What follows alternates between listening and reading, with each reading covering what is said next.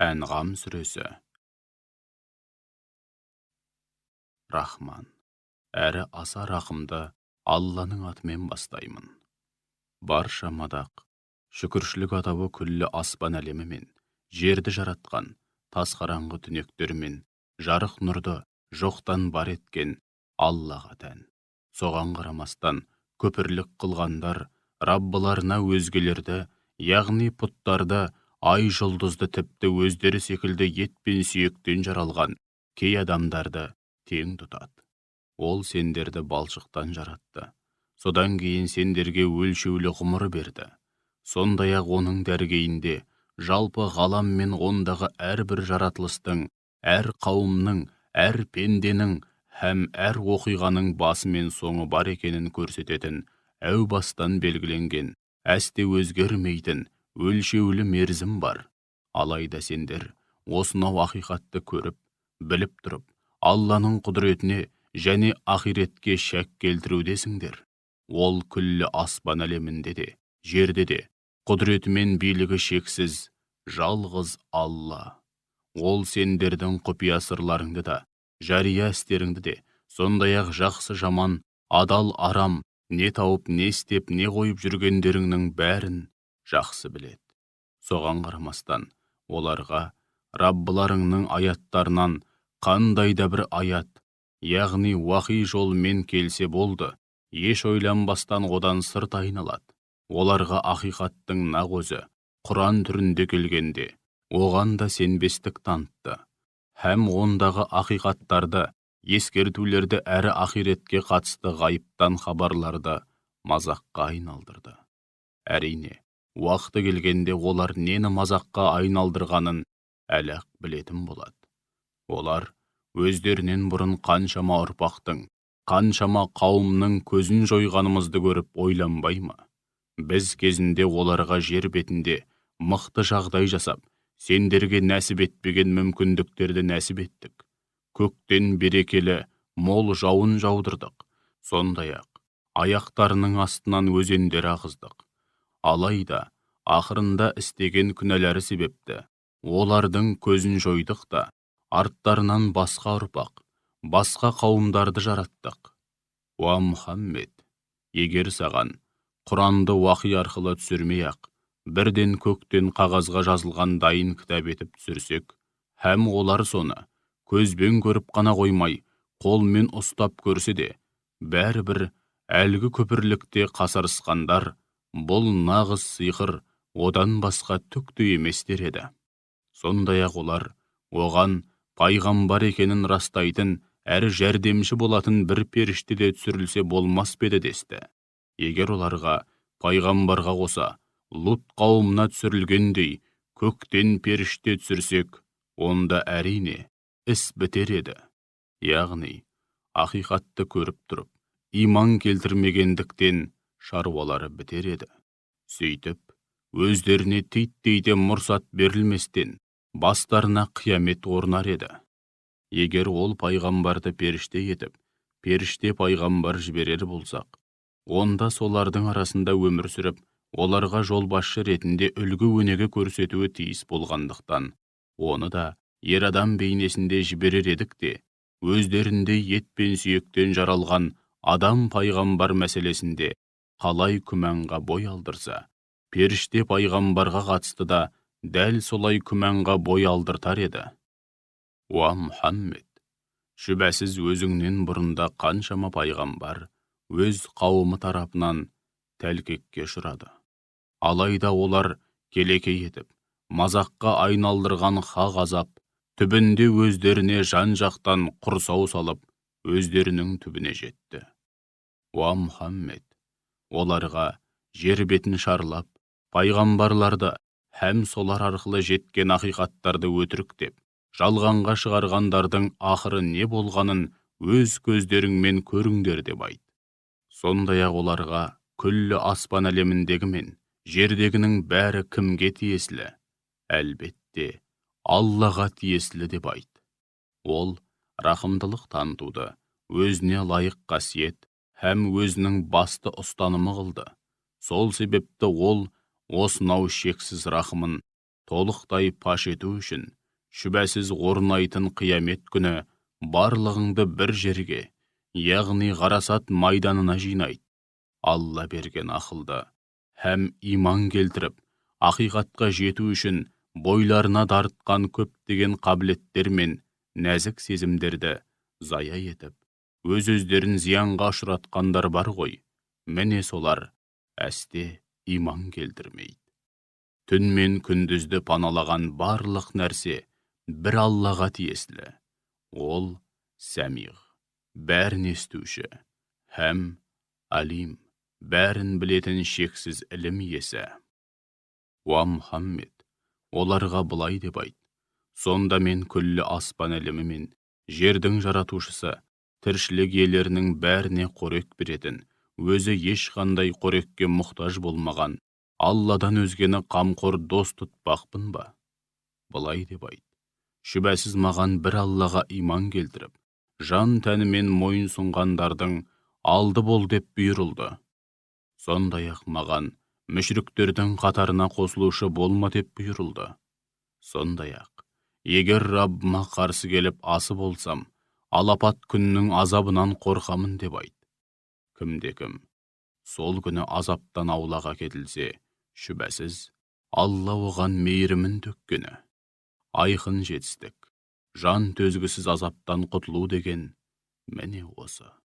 Егер Алла сені қандай да бір қиындыққа душар етіп, саған зиян тигізсе, сені одан Алладан өзге ешкімде құтқара алмайды. Ал егер сені жақсылыққа бөлеп, саған қандай да бір пайда келтірсе, шүбәсіз оның құдіреті барлық нәрсеге толық жетеді. Ол құлдарын өзіне толық бағындырушы. Ол Хаким, әр ісі мен әрбір үкімінде талай хикмет болған асқан даналық иесі. Хабир, барлық нәрседен толық хабардар болушы. Уа Мұхаммед, оларға кімнің куәлігі анағұрлым күшті һәм әлде қайда өтімді деп сұраса, әрі мені мен сендердің араларыңдағы барлық нәрсеге бір Алланың өзі куә. Бұл Құран маған, сендерді һәм кімге дейін жетсе, солардың бәрін ескертуім үшін уахи етілді. Әй мүшріктер, Алламен қатар басқа да құдайлардың бар екеніне мына сендер куәлік етудесіңдер ме? Мен бұған әсте куәлік етпеймін де. Әрі оларға ол жалғыз Құдай, одан басқа Құдай жоқ. Мен сендердің Аллаға серік етіп қосқандарыңнан аулақпын деп кесіп айт. Біз кітап берген яһудилер мен христиандар, әсіресе араларындағы ғұламалары, пайғамбарды өз балаларын танитындай өте жақсы таниды. Алайда Алла берген ақылды һәм иман келтіріп, ақиқатқа жету үшін бойларына дарытқан көптеген қабілеттер мен нәзік сезімдерді зая етіп, өз-өздерін зиянға ұшыратқандар бар ғой. Міне солар әсте оған иман келтірмейді. Өз ойынан өтірік айтып, соны Аллаға телігеннен, немесе Алланың аяттарын өтірік дегеннен асқан залым бар ма? Шүбәсіз, ондай залымдар түбінде оңбайды әрі мақсат мұратына жетпейді. Күндердің күнінде олардың барлығын бір жерге, яғни махшарға, ғарасат майданына жинаймыз. Содан кейін Аллаға серік қосқандардан, қане, Аллаға серік әрі тең тұтқан құдайларың қайда деп сұраймыз. Сонда олардың бәлкім құтылып кетерміз деген дәмемен ойлап табатын жалғыз жауабы: Раббымыз Аллаға серт. Біз Аллаға серік қосқандардың қатарында болған емеспіз деу болады. Уа Расулым, олардың өз сөздерін өздері өтірікке шығарып, қалай ұялмай қызармай өтірік айтқанын көрдің бе? Дүниеде ойдан шығарған құдайлары да, яғни дүниеде құдайдай көріп, құлдық ұрған нәрселері де оларды тастап көзден ғайып болды. Олардың арасында Құран оқығаныңда құлақтарының құрышын қандыру үшін сені тыңдайтындар да бар. Алайда біз пиғылдарына қарай, жүректерін оны жете түсініп, ақиқатты көруіне кедергі келтіретін қат-қабат қаптамамен қаптап, құлақтарына да ақиқатты естіртпейтін ауырлық, яғни саңыраулық салып қойдық. Енді олар қандай да бір мұғжизаны, әрі ақиқаттың айқын дәлелін көрсе дағы, бәрібір иман келтірмейді. Тіпті қасыңа келгендерінде сенімен өздерінше сөз таластырады. Һәм күпірлікте қатты кеткендері өздеріне оқылған Құран аяттары жайлы. Бұлар бұрынғылардың ойдан шығарған аңыз әпсаналары, одан басқа түк демес дейді. Олар ел жұртты Құраннан алшақтатады, һәм өздері де одан іргелерін аулақ салады. Осылайша олар тек өз басын ғана қауіп-қатерге тігуде, һәм соның парқына да бармауда. Ақырында олар тозақтың алдына келтірілгенде, әттең-ай, дүниеге кері қайтарылсақ қой, онда Раббымыздың ақиқатты соқырға таяқ ұстатқандай етіп көрсететін аяттарына сенбестік танытпай, біз де оған кәміл сенетін мүмін болар едік деп аһ ұрғанын көрсең ғой. Жоқ, олай емес. Олар өздерінің баяғыдан бері жасырып келгендері, яғни аярлығы, арам пиғылдары һәм мүміндерге құрған тұзақтары әшкереленгені үшін солай деуде. Егер олар дүниеге кері қайтарлар болса, өздеріне тыйым салынған жат қылықтардан бәрібір қайтпас еді. Шүбәсіз олар барып тұрған өтірікші, кәззаптар. Олар біз үшін дүние тіршілігінен басқа тіршілік жоқ, өлгеннен кейін қайта тірілмейміз деп айтады.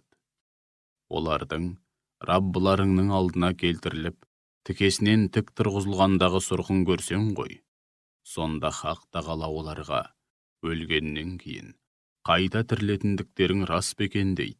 Олар, иә, Раббымызға серт, рас екен деп айтады.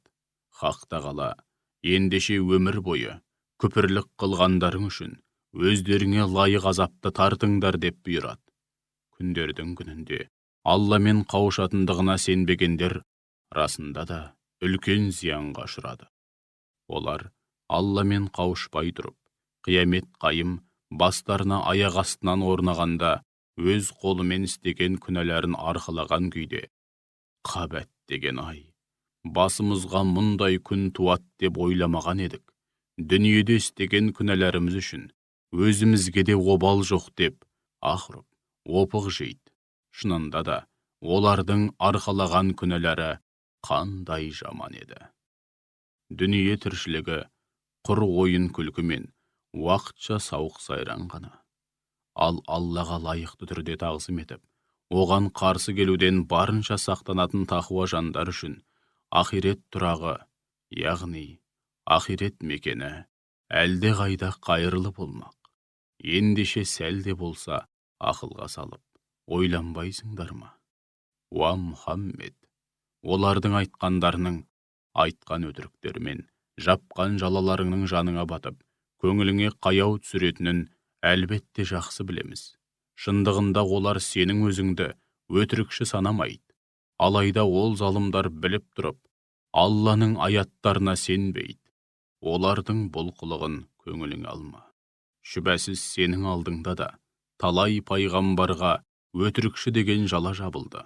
Алайда олар өздеріне жабылған жалаға, қауымдарынан көрген әр түрлі қорлыққа шыдап бақты. Ақыры оларға жәрдеміміз жетіп, мерейлері үстем болды.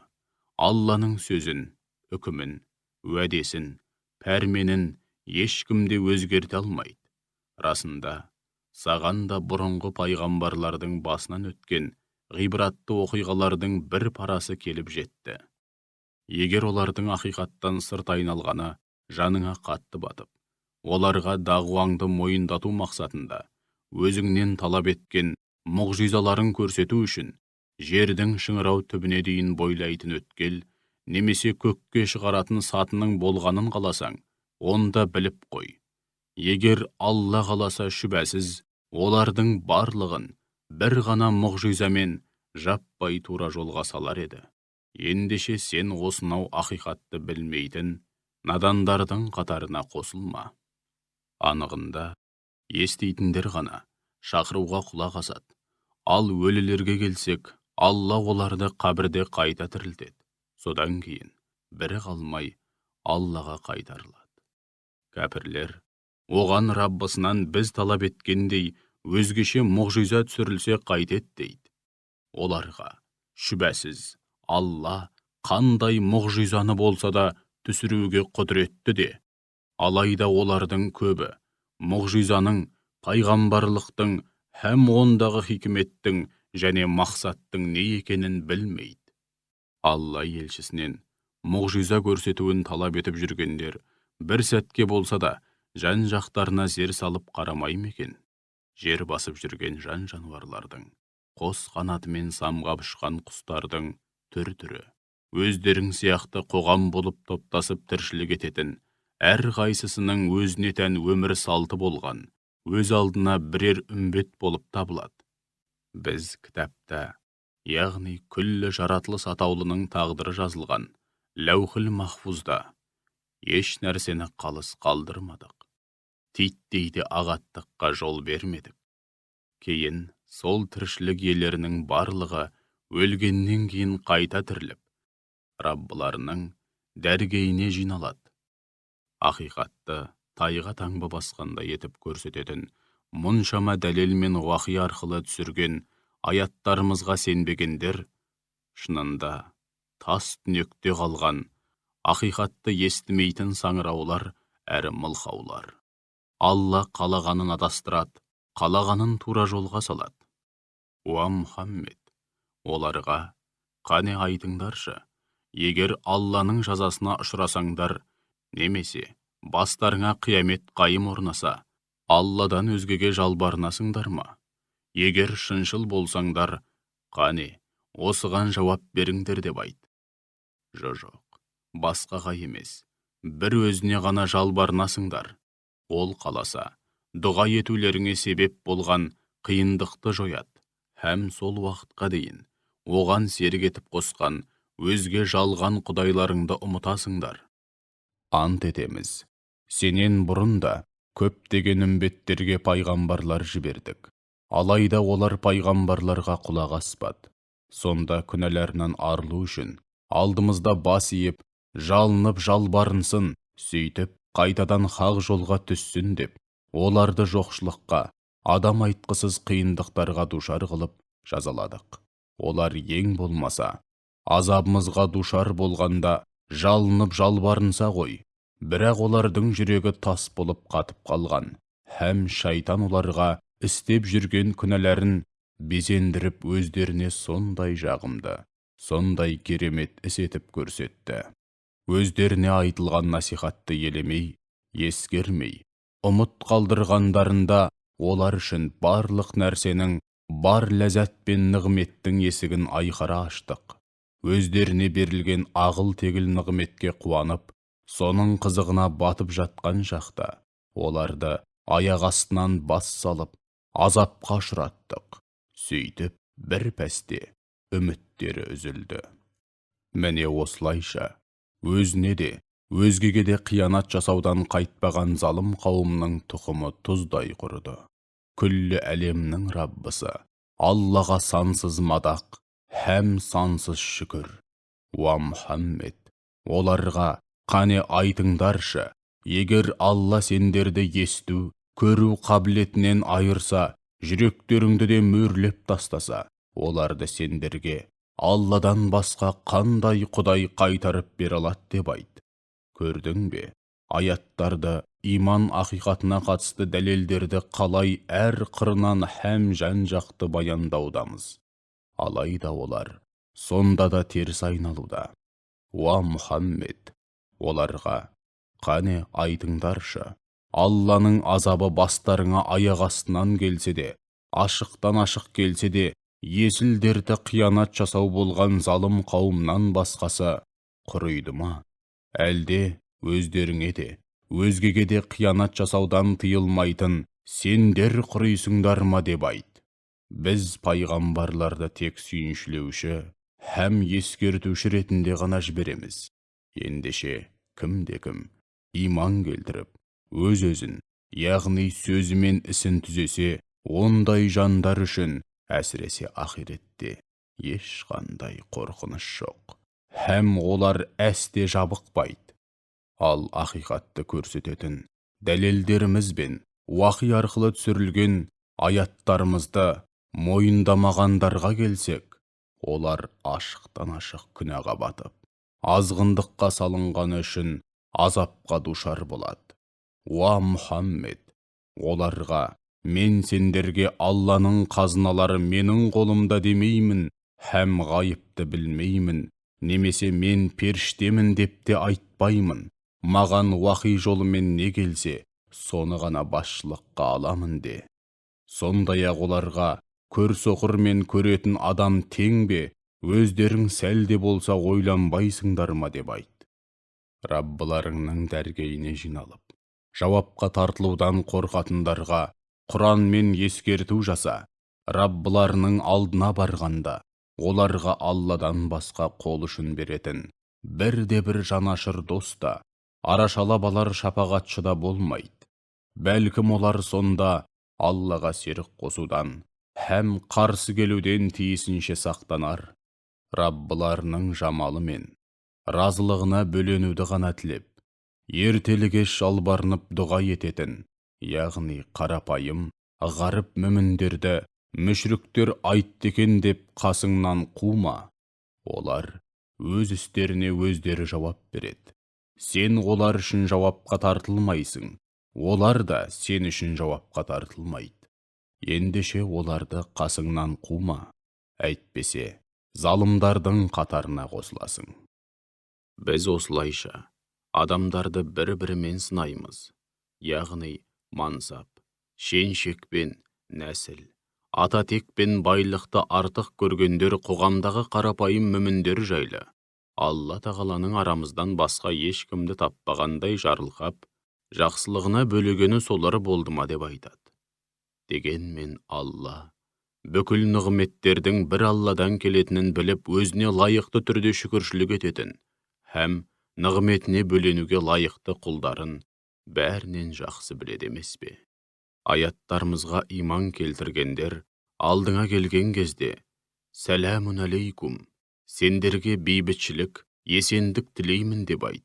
Раббыларың рахымдылық танытуды өзіне лайық қасиет һәм өзінің басты ұстанымы қылды. Араларыңнан кім-кім білместікпен қандайда бір жамандық істеп, кейін сол ісіне өкініп тәубеге келсе, һәм түзелсе, шүбәсіз ол ғафур, өте кешірімді, рахим, ерекше мейірімді. Күнәдан көз ашпайтын азғындардың жолы, жат қылықтары мен күпірліктері толық айқындалсын деп, ақиқатта һәм оның бұлтартпас дәлелдерін міне осылай жан-жақты баяндаймыз. Уа Мұхаммед, оларға шүбәсіз маған сендердің Алладан басқа тәңір тұтып, жалбарынып жүрген құдайларыңа табынуға үзілді-кесілді тыйым салынды деп айт. Сондай-ақ, мен сендердің әуейліктеріңе еріп, айтқандарыңмен жүрмеймін. Өйткені айтқандарыңа көніп, айдауларыңа жүретін болсам, сөзсіз адасамын, әрі тура жолдағылар қатарынан шығып қаламын деп айт. Оларға шүбәсіз мен Раббымнан келген анық дәлелге сүйенемін. Ал сендер болсаңдар, соны жалған дедіңдер. Сендерді бәлкім райларыңнан қайтар деп, азаппен қорқытсам, қорқудың орнына, егер ондай азап бар болса, тезірек келсін, пешенемізге жазылған сол болса, көріп алайық дейсіңдер. Алайда сендер, тезірек келсін деп асықтырған азап менің қолымда емес. Қай мәселеде болмасын, кесімді үкім шығару бір Аллаға ғана тән. Ол ақиқатты ғана айтады. Ол қай мәселеде болмасын, әрдайым ең қайырлы үкімді айтушы. Ақиқат пен жалғанның ара-жігін ажыратушылардың ең қайырлысы деп айт. Оларға, егер сендер асыға күткен сол азап менің қолымда болса, арамыздағы бар шаруа, бар мәселе баяғыда бітер еді деп айт. Алла ол залымдарды өте жақсы біледі.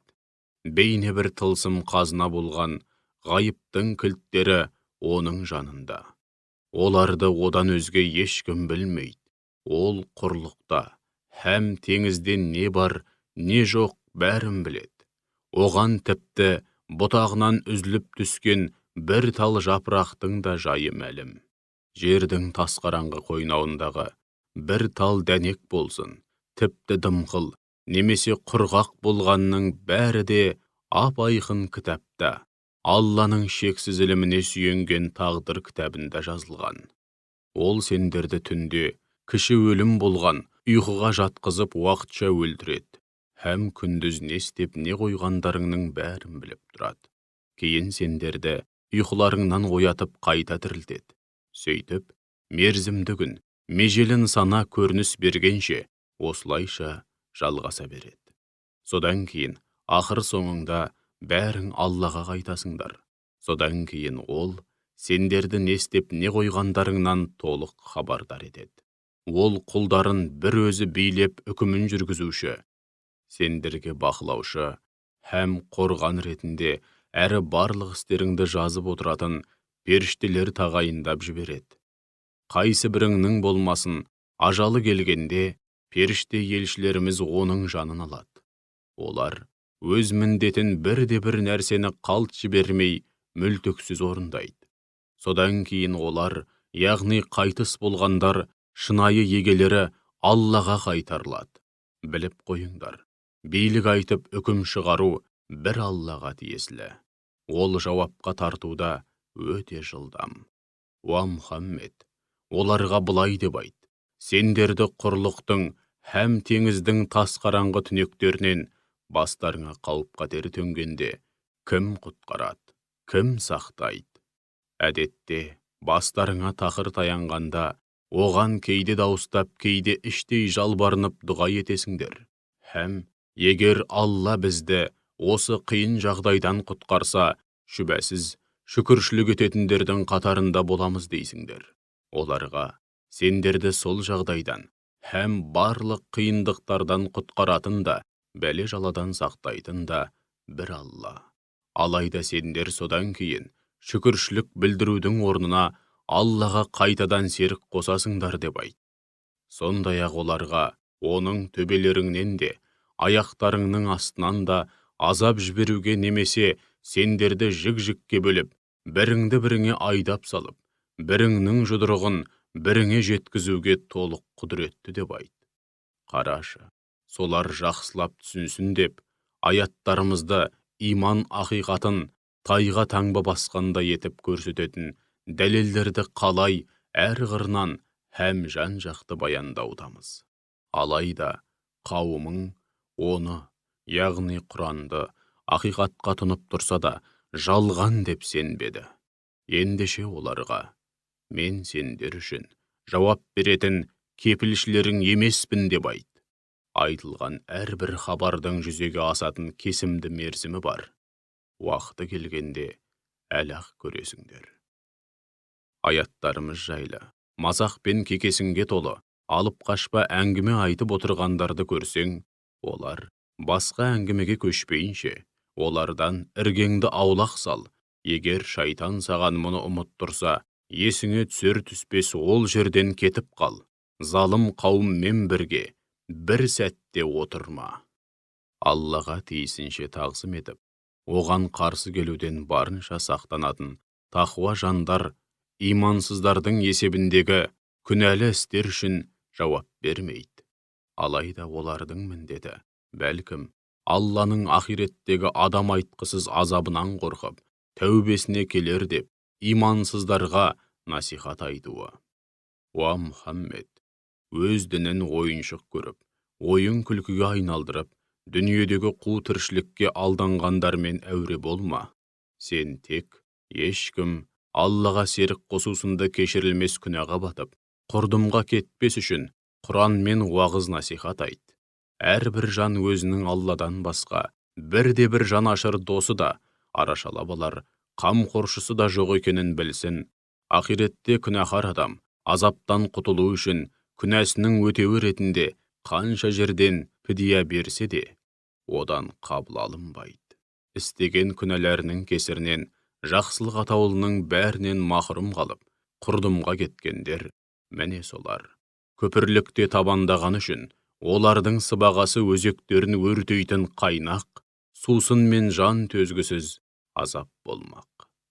Оларға, сонда біз Алланы былай қалдырып, бізге пайда да, зиянда келтіре алмайтын пұттарға немесе басқа да қауқарсыз жаратылыстарға құлдық ұрып, жалынып жалбарынамыз ба? Алла бізді тура жолға салғаннан кейін, кел бізге қосыл деп тура жолға шақыратын жанашыр достары тұрғанда, шайтандардың арбауы мен азғыруына түсіп, жер бетінде дал болып адасып жүрген ақмақ сияқты кері кетіп, Аллаға серік қосайық па деп айт. Сондай-ақ, шүбәсіз Алла көрсеткен жол нағыз тура жол. Біз әлемдердің Раббысына жан тәнімізбен мойын сұнуға бұйырылдық деп айт.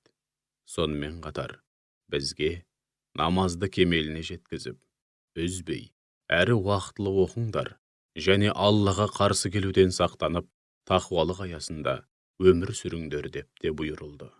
Ол сондай Алла, барлығың өлгеннен кейін қайта тіріліп, оның дәргейіне жиналасыңдар. Ол сондай құдіреті шексіз Алла, күллі аспан әлемі мен жерді ақиқат һәм хикмет негізінде жаратты.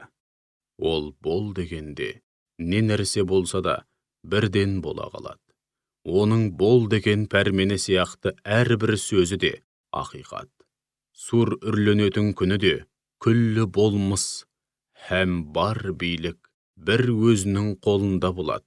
Ол ғайыпты да, жарияны да, яғни сезім мүшелермен сезіп білу мүмкін болмаған тылсым әлемді де, сезім мүшелермен сезілетін жария әлемді де толық біледі. Ол әр ісі мен әрбір үкімінде талай ғибрат болған, асқан даналық иесі, барлық нәрседен толық хабардар болушы. Кезінде Ибрахим әкесі Әзарға, сонда сен пұттарды құдай тұтасың ба? Шынында, мен сенің де, қауымыңның да анық адасуда екеніңді көріп тұрмын деп айтты.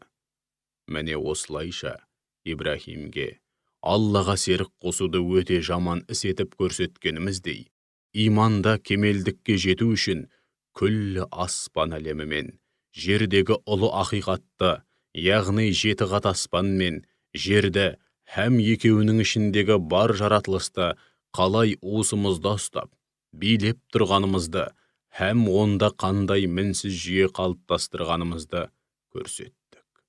Түн болғанда Ибрахим көп жұлдыздың ішінен ерекше бір жұлдызды көріп, міне, айтқандарыңа қарағанда, шамасы менің Раббым осы деді.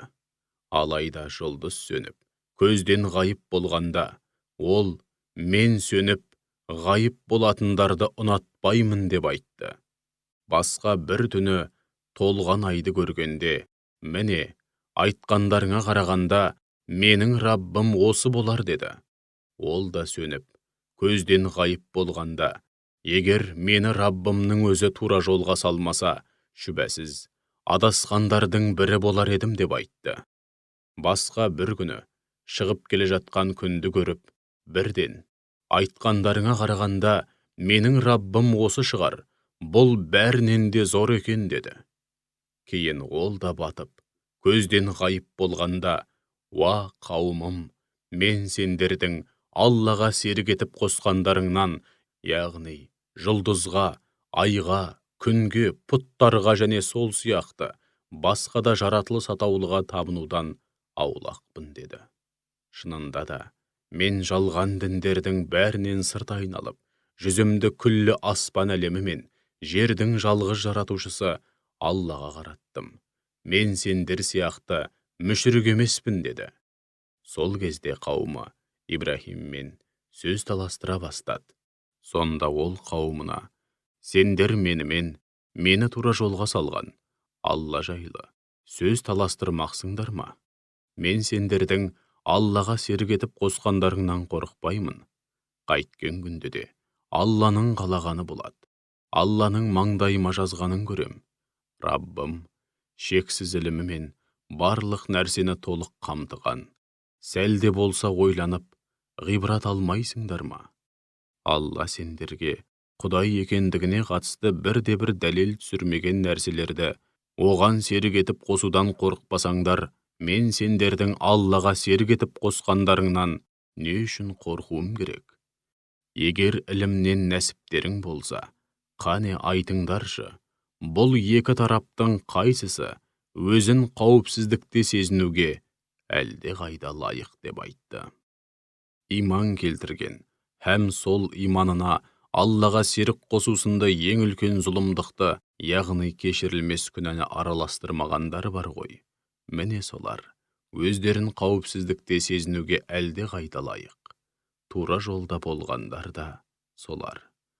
Міне осылардың бәрі Ибраһимге қауымына қарсы қолдансын деп берген дәлелдеріміз еді. Біз қалаған пендеміздің дәрежесін көтеріп, мерейін өсіреміз. Шүбәсіз сенің Раббың Хаким, әр ісі мен әрбір үкімінде талай хикмет болған асқан даналық иесі. Алим, бәрін, әсіресе құлдарының арасынан кімнің неге лайық екенін жақсы білетін шексіз ілім иесі. Кейін Ибраһимге Исхақ пен немересі Яқубты нәсіп еттік. Олардың әрқайсысын тура жолға салдық, һәм пайғамбар қылдық. Одан бұрын Нұхты да тура жолға салған, һәм пайғамбар қылған едік. Сондай-ақ Ибраһимнің нәсілінен Дәуітті, Сүлейменді, Әйюбты, Юсуфты, Мұсаны және Харунды да тура жолға салдық, һәм олардың әрқайсысына пайғамбарлық міндет жүктедік. Біз ізгілікке құштар, игі жандарды міне осылай сый-сияпатқа бөлейміз. Зәкәрияны, Яхияны, Исаны және Ильясты да тура жолға салдық. Олардың барлығы да ізгі жандар еді. Сондай-ақ Исмаилды, Әл-Ясақты, Юнусты және Лутты да тура жолға салдық. Һәм олардың әрбірінің мерейін өз дәуіріндегі адамдардан үстем қылдық. Олардың ата-бабаларының ұрпақтарының және бауырларының арасынан да кейбірін таңдап, мерейін үстем қылып, тура жолға салдық. Алланың тура жолы міне осы. Ол құлдарының арасынан қалағанын осы жолға түсіреді. Егер олар да Аллаға серік қосқандарында істеген бүкіл істері, жиған сауаптары текке кетер еді. Міне, біз осынау таңдаулы тұлғаларға кітап, даналық, билік һәм пайғамбарлық бердік. Ендеше, уа Расулым, егер мына кәпірлер де өзіңе берген осынау аманаттарымызды мойындамайтын болса, ендеше, уа Расулым, егер мына кәпірлер де өзіңе берген осынау аманаттарымызды мойындамайтын болса, шүбәсіз, біз оларды мойындайтын, күпірлік қылмайтын қауымға табыстаймыз. Міне, осы таңдаулы тұлғалар Алланың тура жолға салған құлдары. Ендеше, уа Расулым, сен де солардың тура жолына түс, һәм қауымыңа мен пайғамбарлық міндетімді атқарғаным үшін сендерден ақы сұрамаймын.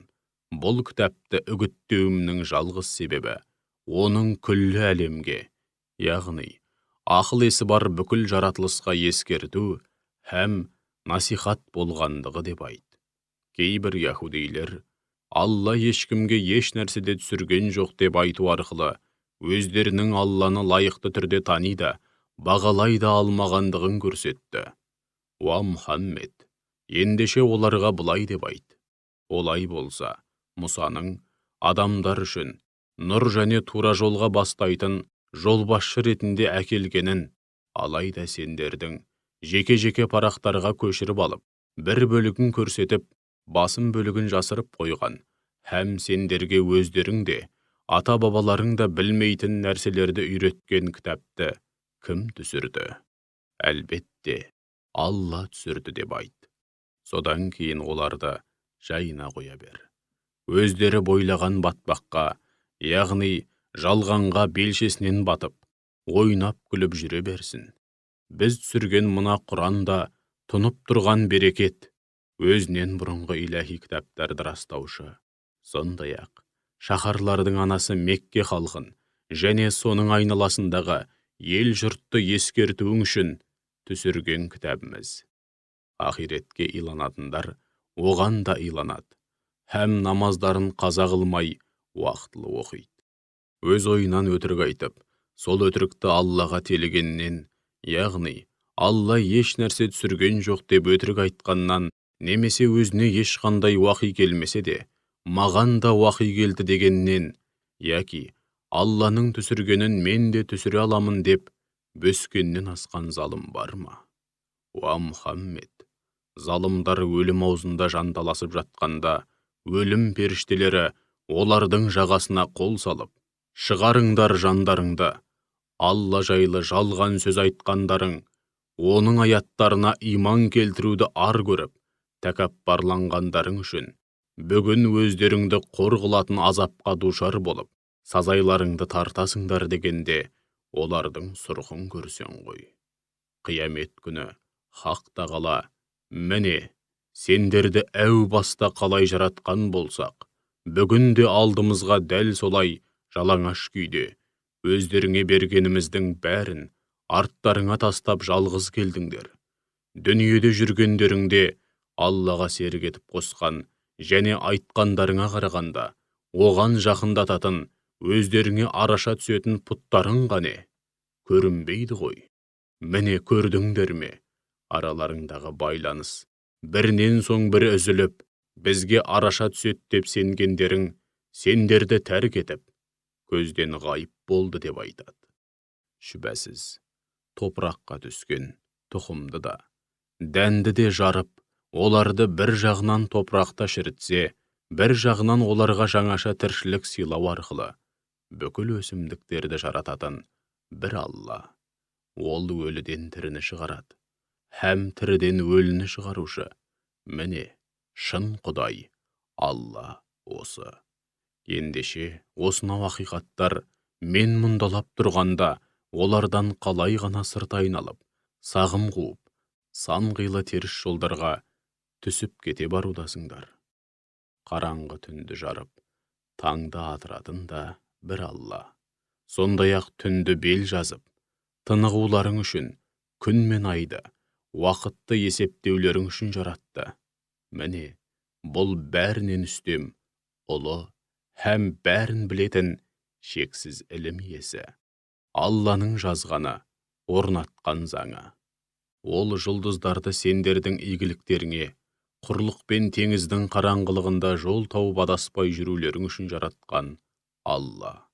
Біз расында да, білімділер мен білгісі келетіндер үшін ақиқаттың дәлелдерін осылайша егжей-тегжейлі келтірдік. Һәм аяттарымызды да дәл солай тарқатып баяндаймыз. Сондай-ақ ол сендерді бір жаннан, яғни бір кісіден жаратқан Алла. Содан кейін сендер үшін тұрақтайтын жер, яғни ана құрсағы, немесе жер беті, әрі аманат ретінде уақытша тұратын жер, яғни әкенің белі, немесе қабір бар. Біз расында да ақиқатты терең һәм кеңінен түсінгісі келетін қауым үшін айқын дәлелдерімізді осылайша егжей-тегжейлі келтірдік. Һәм аяттарымызды да дәл солай тарқатып баяндадық. Ол Алла көктен су түсіреді. Кейін сол сумен әр алуан өсімдікті шығарамыз. Сол өсімдіктен алдымен жас өркен өсіріп шығарамыз. Содан кейін егінге бас алдырып, жанына қарай һәм бірінің үстіне бірі қатарласқан дәндерден масақ шығарамыз. Құрма ағашының бүршігінен салбырап өскен шоқ-шоқ құрмалар, сондай-ақ бір жағынан бір-біріне ұқсайтын, екінші жағынан мүлдем ұқсамайтын, бір топырақтан һәм бірдей минералдармен қоректенгеніне қарамастан, түрі, түсі, иісі және дәмі жағынан әр алуан, жүзім, зәйтүн, анар, бау-бақшаларын өсіреміз. Бұлардың әр қайсысының жемісіне жаңа өніп өскенде, яғни шикі кезінде, һәм толықсып піскенде зер салып қарашы. Әрине, мұның бәрінде иман келтірген қауым үшін айқын дәлелдер, анық белгілер бар. Соған қарамастан, мүшіріктер жындарды Аллаға серік етіп қосты. Анығында оларды да Алла жаратты. Һәм мұнымен қоймай, олардың бір қатары надандықпен оның ұлғызы бар дегенді шығарды. Алла мүшриктердің өзіне теліп жүрген сипаттарынан ада һәм ұлы. Ол күллі аспан әлемі мен жерді жоқтан жаратқан Алла. Оның жұбайы болмаса, баласы қайдан болсын? Ол жаратылыс атаулыны бір өзі жаратты. Ол барлық нәрсені лайықты түрде білетін шексіз ілім иесі. Міне, Раббыларың болған Алла осы. Одан басқа құдай жоқ. Ол барлық нәрсенің жалғыз жаратушысы.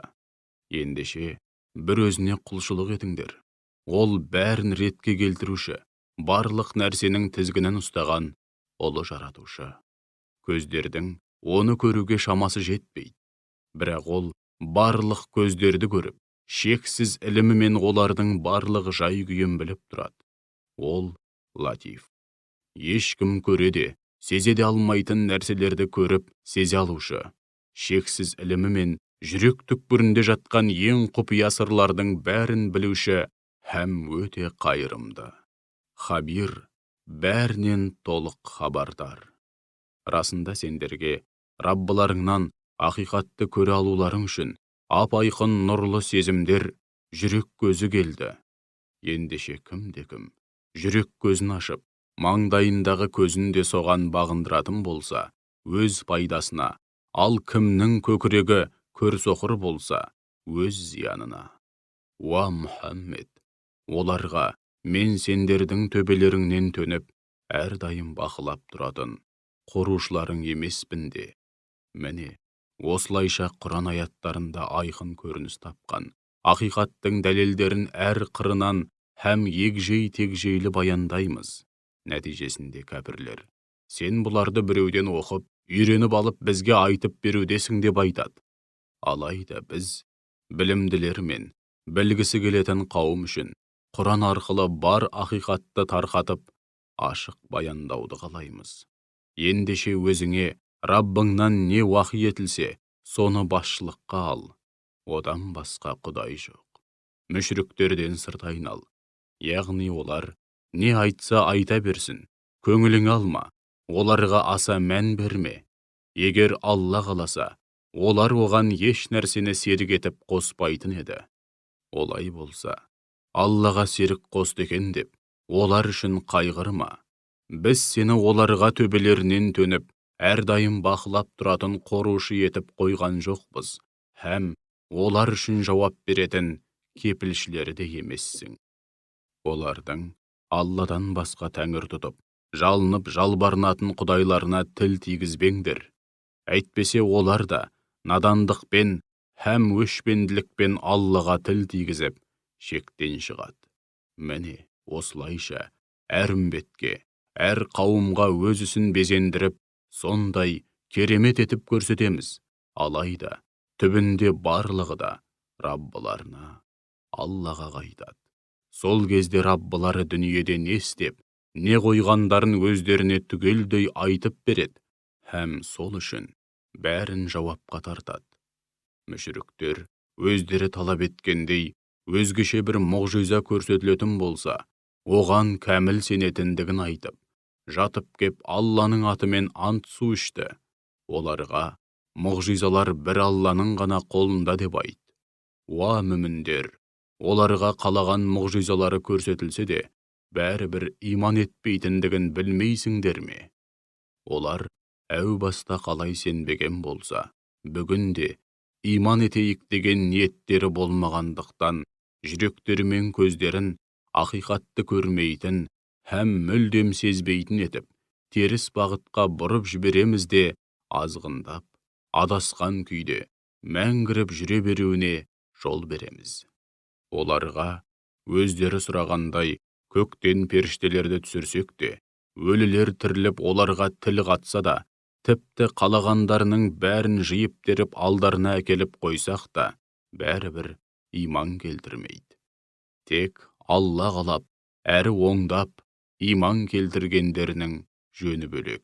Алайда олардың басым көпшілігі қу нәпсінің жетегінде кетіп, надандық пен ғапылдықтан арыла алмағаны үшін, иманнан һәм өзге де ақиқаттардан мүлдем бейхабар һәм ғапыл.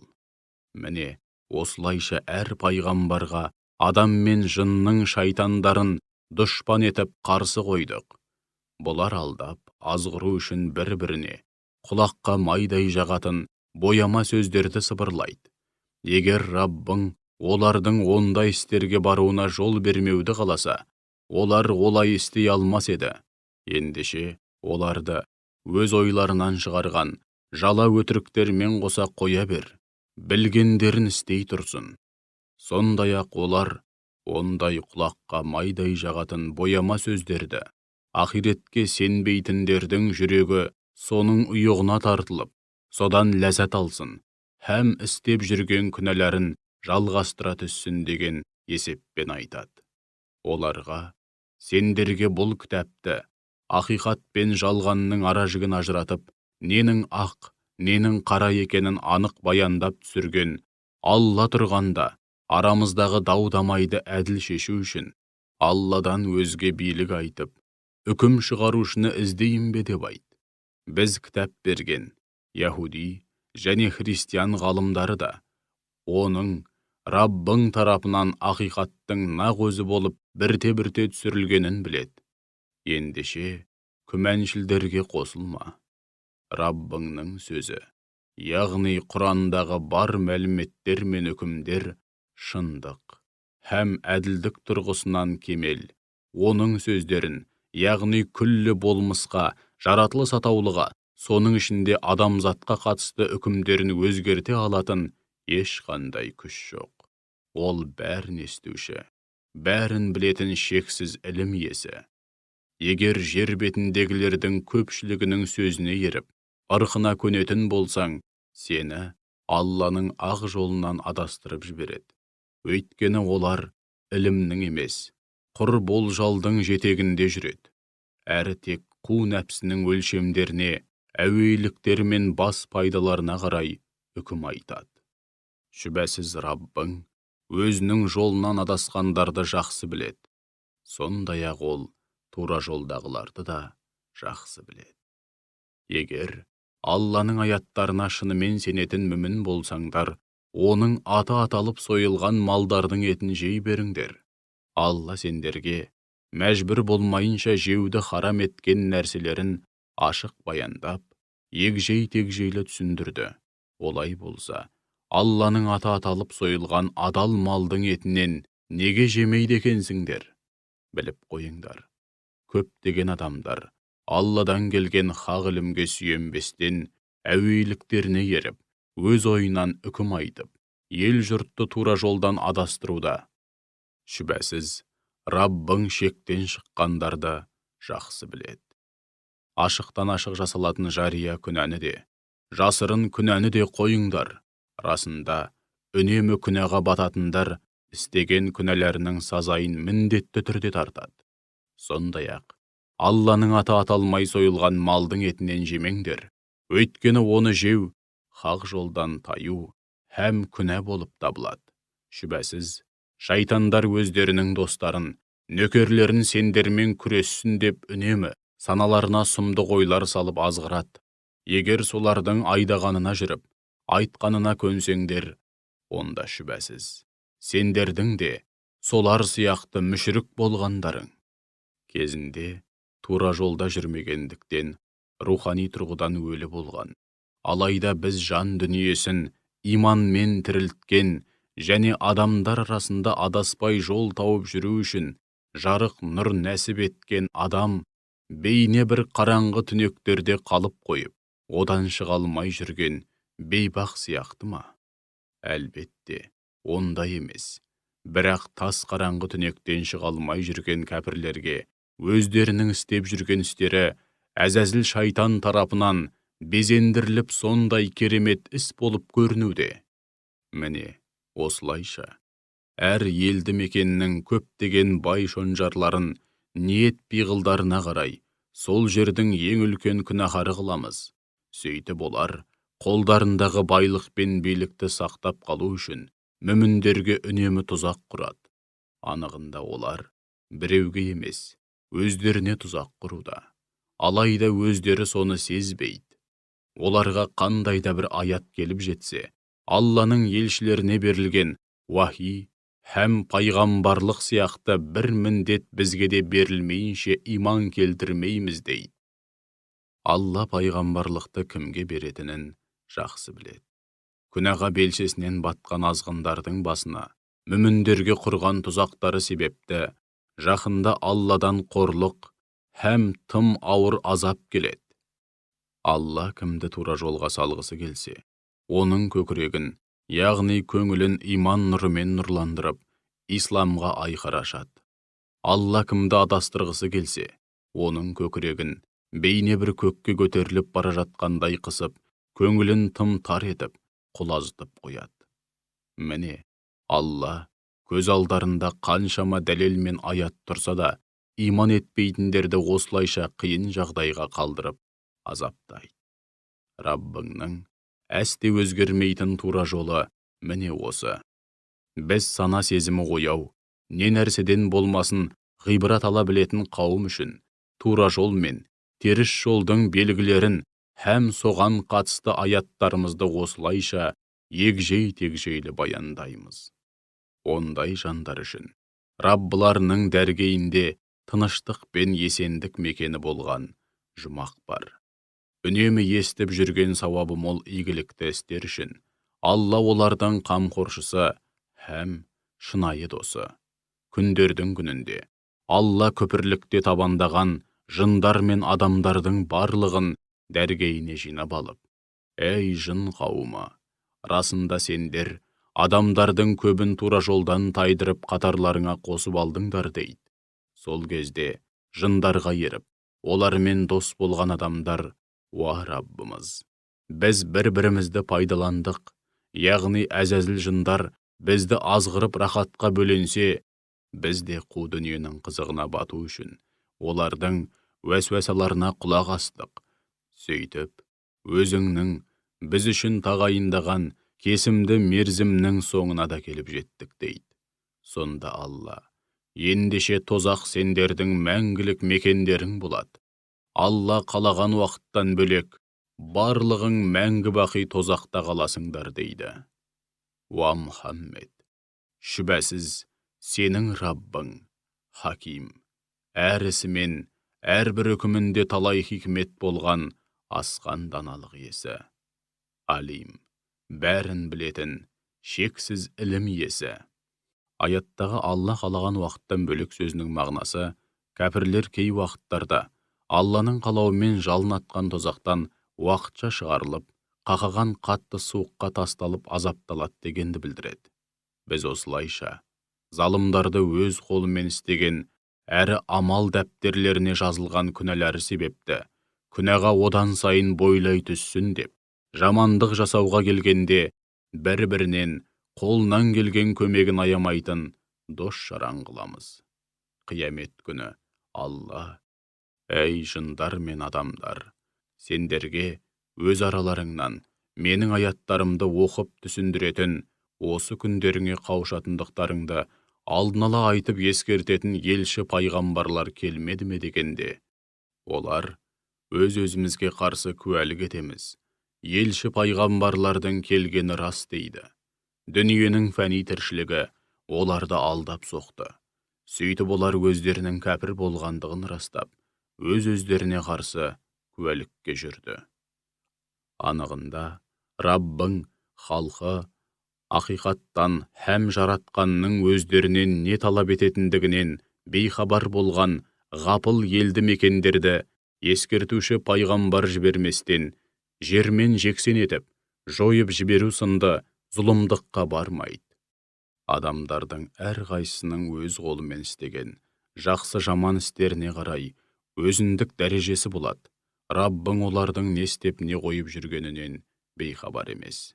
Сенің Раббың ғани, ешкімге һәм еш нәрсеге мұқтаж болмаған, әсте ортаймайтын байлық иесі, шексіз мейірім иесі. Сендерді басқа бір қауымның ұрпағынан солардың орнына жаратқанындай, Қаласа, сендерді де солар секілді жоқ қылып, арттарыңнан орындарыңа қалаған пенделерін әкеліп қояды. Өздеріңе, келешекке һәм ақиретке қатысты уәде етілгеннің бәрі міндетті түрде келеді. Сендер оған бөгет бола алмайсыңдар. Уа Мұхаммед, күпірлікте табандаған қауымыңа: уа қауымым, ендеше осылайша күпірлікте табандаған күйде қолдарыңнан келгеннің бәрін істеп бағыңдар, аянбаңдар. Мен де өз міндетімді соңына дейін атқарамын. Мына дүниенің кімге қалатынын, ақырында кімнің мәңгілік бақытқа кенелетінін әлі-ақ білетін боласыңдар. Расында, өздеріңнің де, өзгелердің де обалына қалған залымдар еш уақытта мақсат мұратына жетпейді. Алланың жазасынан әсте құтылмайды деп айт. Олар Алла жаратқан егістік пен малдардан Аллаға бір бөлек және өздерінің пұттарына бір бөлек үлес атап, мынау Аллаға тиесілі, ал мынау болса Алламен қатар тәңір тұтқан өзге құдайларымызға тиесілі дейді. Алайда олар өзге құдайларына арнағандарын соларға жұмсайды да, Аллаға атағандарын Алла үшін жұмсамай, өзге құдайларының жолына жұмсайды. Олардың шығарған үкімдері қандай жаман еді. Мүшріктердің Аллаға серік етіп қосқан пұттарының қызметшілері яки шайтандар олардың көпшілігіне өз балаларын ана құрсағында жатқанда іш тастату арқылы немесе туылғаннан кейін өлтіруді керемет істе етіп көрсетті. Мұнымен олар мүшріктердің тұқымын тұздай құртуды һәм сенім нанымдарын одан сайын былықтырып мүлдем бұзуды көздеуде. Егер Алланың қалауы басқаша болғанда, яғни адам баласына ерік бермей, айдағанына жүріп, айтқанына көндіретін етіп қойғанда, олар олай істей алмас еді. Ендеше оларды өз ойларынан шығарған жала өтіріктермен қоса қоя бер, білгендерін істей тұрсын.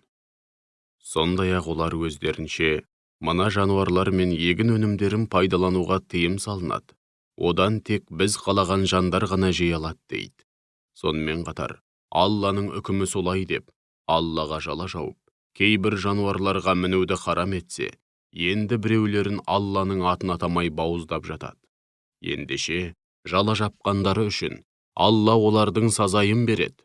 Сонымен қатар, олар малдың бір бөлігін бөліп қойып, мына малдардың құрсағындағы төлдері тірі туған жағдайда тек еркек кіндіктілерімізге ғана адал, әйелдерімізге харам, ал егер өлі туса, немесе туғаннан кейін өліп қалса, онда оған еркек, әйел, бәріміз ортақ боламыз дейді. Алла олардың мұндай орынсыз сөздері мен үкімдерінің жазасын береді. Шүбәсіз, Алла хаким, әрісі мен әрбір үкімінде талай хикмет болған асқан даналық иесі. Алим, бәрін білетін, шексіз ілім иесі. Ақмақтық қылып, һәм надандықпен өз балаларын өлтіргендер, сондай-ақ Алланың өздеріне берген адал ризығын, бұл Алланың үкімі деп, Аллаға жала жабу арқылы харам қылғандар, шүбәсіз, зиянға ұшырады. Олар сөзсіз тура жолдан адасты, һәм мына түрлермен тура жолға түсуі, әрі екі дүниеде де мақсат мұратына жетуі мүмкін емес. Ол сондай Алла.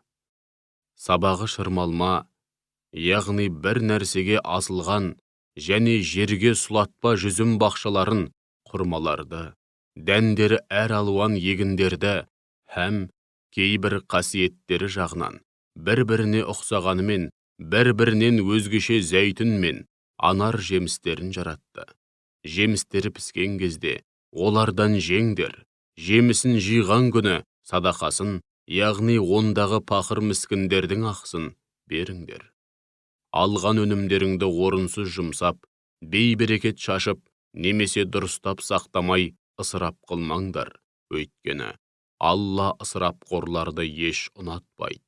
Сондай-ақ ол жүк таситыны бар, ет, сүт және жүн беретіні бар, ірілі ұсақты төрт түлік малды жаратты. Алланың өздеріңе берген адал ризығынан жеңдір, және шайтанның соңынан ермеңдір, өйткені ол сендерге ашық дұшпан. Жұп-жұбымен 8 бас мал, қойдан 2, және ешкіден 2. Ендеше оларға Алла бұлардың 2 еркегін, яғни қошқар мен текені харам қылды ма? Әлде 2 ұрғашысын, яғни қой мен ешкіні харам қылды ма? Не болмаса 2 ұрғашы малдың құрсағындағы төлдерін харам қылды ма?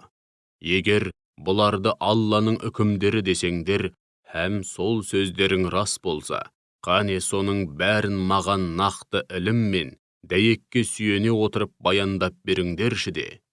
Сондай-ақ түйеден 2 және сиырдан 2 жаратты. Оларға Алла бұлардың 2 еркегін, яғни бура мен бұқаны харам қылды ма?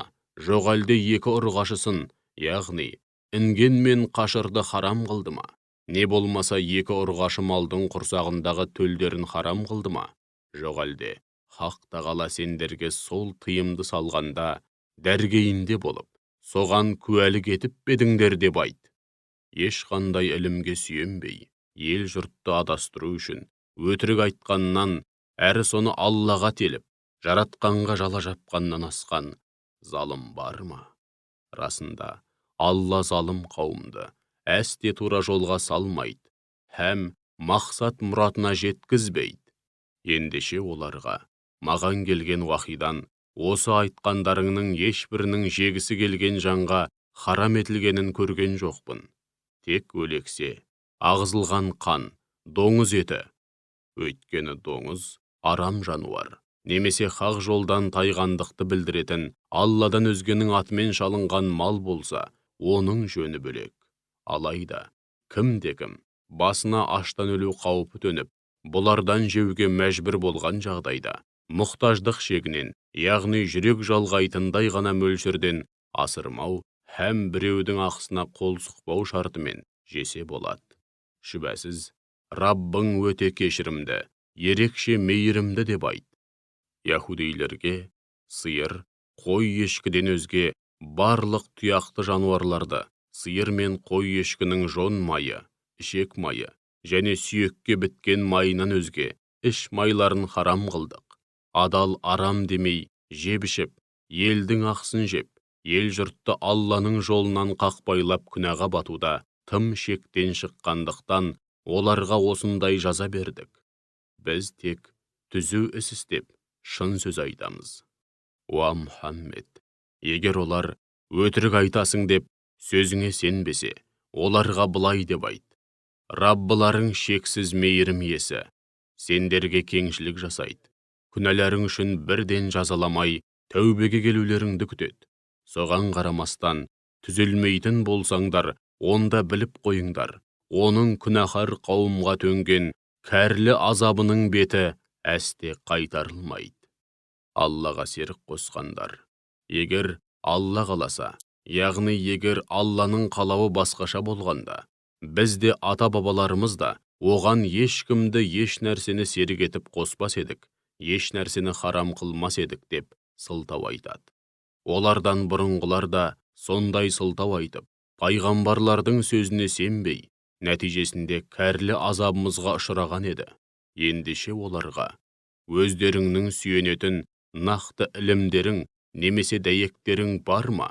Бар болса қане, шығарып көрсетіңдерші.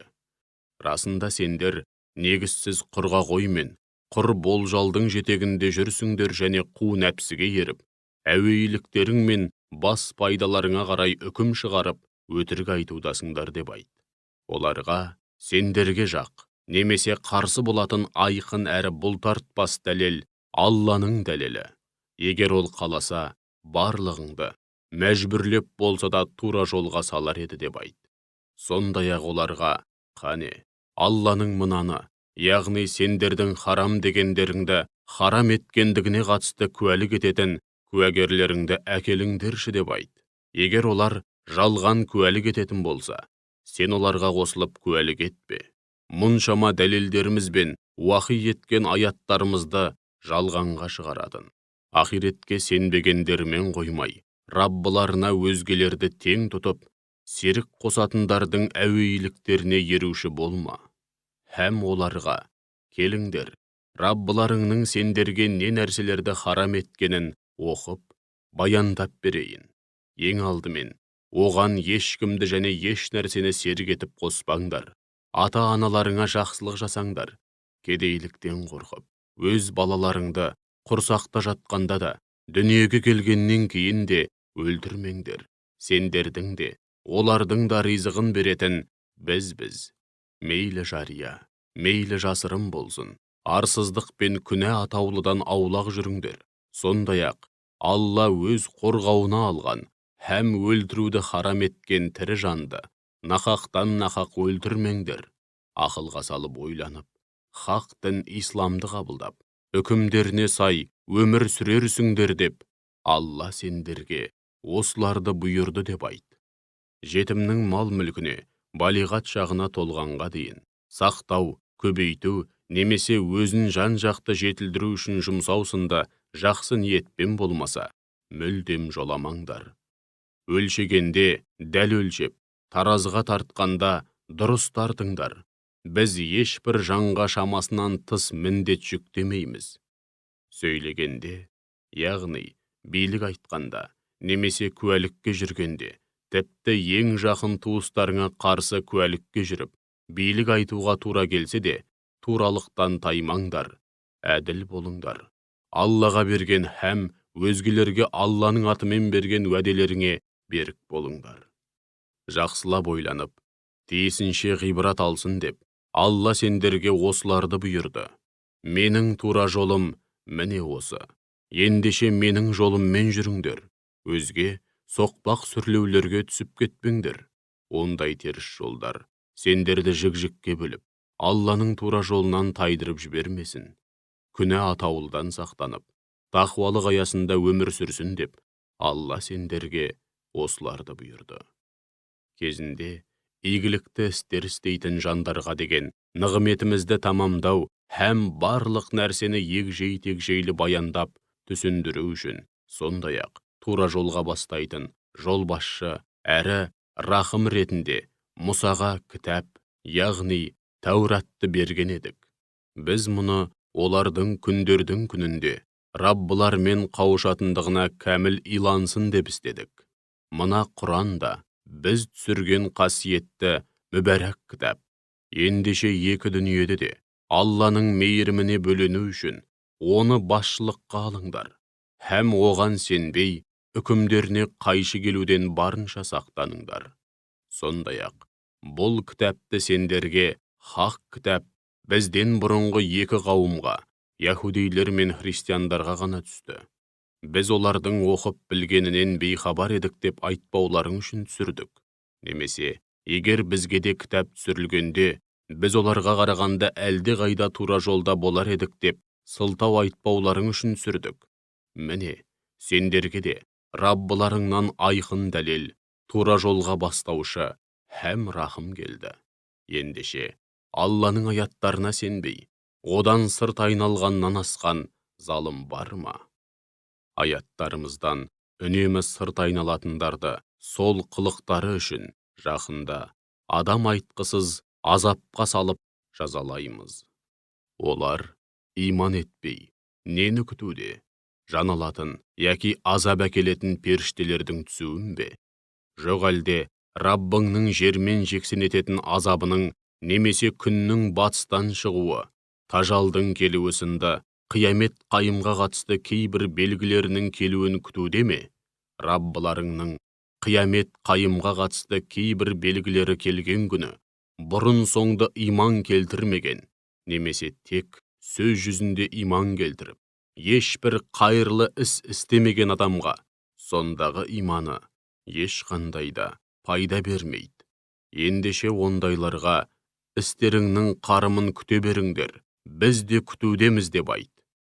Діндерін тарам-тарам қылып, саналуан топтарға, әрқилы ағымдарға бөленгендерге сенің ешбір қатысың жоқ.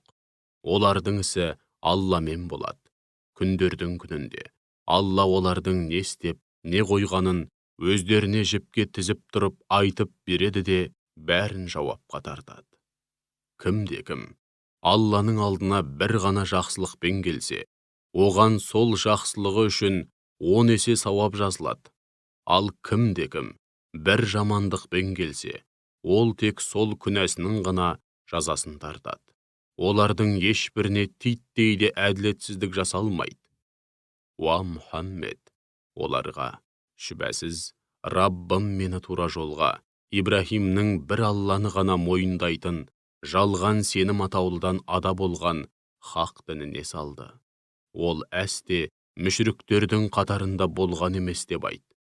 Сондай-ақ оларға: менің намазым да, өзге құлшылықтарым да, тіршілігім де, өлімім де, әлемдердің, күллі жаратылыстың Раббысы бір Аллаға арналады.